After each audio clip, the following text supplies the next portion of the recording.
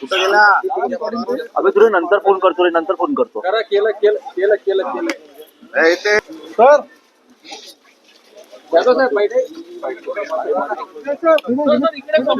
बर समोर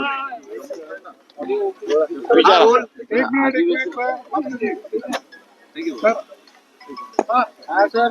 अधिवेशन सुरू आहे.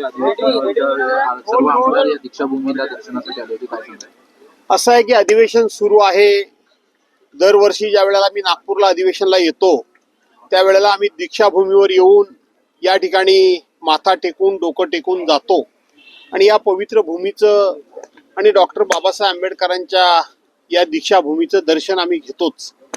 परंतु आज आमचं विशेष करून येणं हे या देशाचे गृहमंत्री अमित शाह साहेब हे डॉक्टर बाबासाहेब आंबेडकरांच्या बद्दल ज्या पद्धतीनं बोलले, जे वाक्य उच्चारलं, त्या वाक्याचा निषेध म्हणून आणि त्यांना सद्बुद्धी द्या आणि बाबासाहेब यांना माफ करा अशा प्रकारची प्रार्थना करण्याकरता मी या ठिकाणी आलेलो आहे.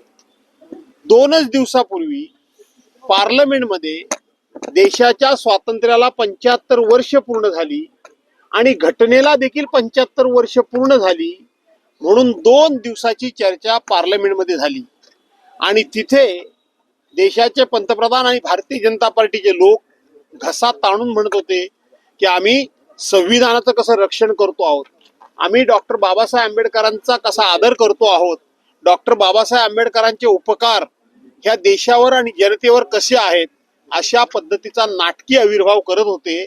आणि 2 दिवसानंतर आज देशाचे गृहमंत्री ज्या पद्धतीनं डॉक्टर बाबासाहेब आंबेडकरांच्या बद्दल त्यांच्या जे पोटामध्ये होतं ते ओटात आलं, याचा सुद्धा निषेध करण्याकरता म्हणून आम्ही आज सगळी मंडळी या ठिकाणी आलेलो होतो. ठीक.